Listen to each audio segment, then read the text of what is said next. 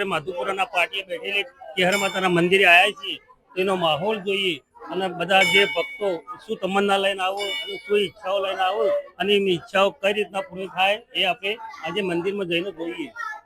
તો આપણે આ દર્શનાર્થીને પૂછીએ કે તમે ચેહરમાના ટહુકાની ચેહર માતાના મંદિરમાં આવો તો ટહુકાની ચેહર માતાનું શું એવું કામ કે જે આટલા બધી તમારા મંદિરની અંદર ભીડ હોય અને તમારા શું શું કામ કરતી હોય માં એ અમારા ભક્તિભાવથી જે મિત્રો જોતા હોય એમને અમારા વિશે કંઈ કહેશો?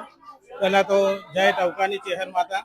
હું અહીંયા સિદ્ધપુર દેખડી રોડ ઉપર પાટીદાર સોસાયટીમાં જ રહું છું અને હું પોતે વ્યવસાય શિક્ષક છું. અને માતાજીની હું 2013ની અંદર માધુપુરા ગામમાં રહેવા આવેલો ત્યારથી જ માતાજીની સેવા ભક્તિ કરું છું. અને માતાજીના જે સેવા ભક્તિનો મને લાભ મળ્યો છે એનાથી હું ખૂબ જ પ્રસન્ન છું. અને મારે આજે 46 વર્ષ થયા છે. મારે ઘરે કોઈ બાળક નહોતું એટલે માતાજીની કૃપાથી 45 વર્ષે મારા ઘરે પારણું બંધાયું છે. ભાવિ ભક્તો માતાજીની કૃપાથી આ એમની ઉંમર 46 વર્ષ અને 46 વર્ષે મા ટહુકાની ચેહરે એમના ઘરે પારણું બંધાયું. તો સાહેબ તમારે જે રાજાના દીકરા જેવો તમને ભગવાને માતાજી તમને દીકરો આપ્યો તો કના ઉપકારથી તમારે આ દીકરો મળ્યો? મા ટહુકાની ચેહરની કૃપા છે કે એની કૃપાથી જ મારા ઘરે આ દીકરો જન્મ્યો છે.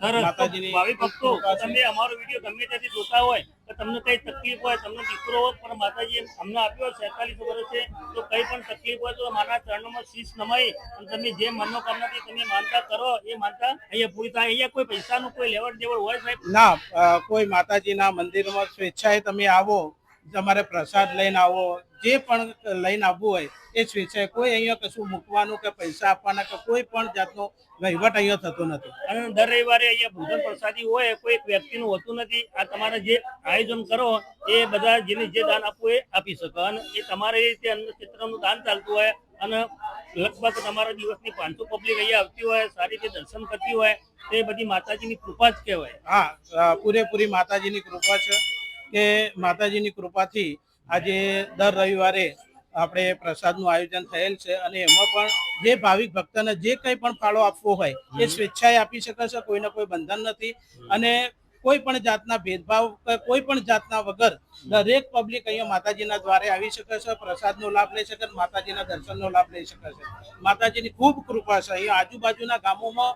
અને જે પણ ભક્તો અહીંયાથી રસ્તામાં જતા પણ કોઈ મનોકામના એમની હોય તો એવી પણ મનોકામના માતાએ પૂર્ણ કરેલી છે. એવા પણ ઘણા દ્રષ્ટાંત છે. તો ભાવિ ભક્તો તમે પણ અમારા ચેહર માતાના મંદિરે દર્શન કરવા આવો, તમારી પણ જે પણ ઈચ્છા હોય ઈચ્છા પૂરી થશે. જય ટહુકાની ચેહર માતા. જય ટહુકાની ચેહર માતા.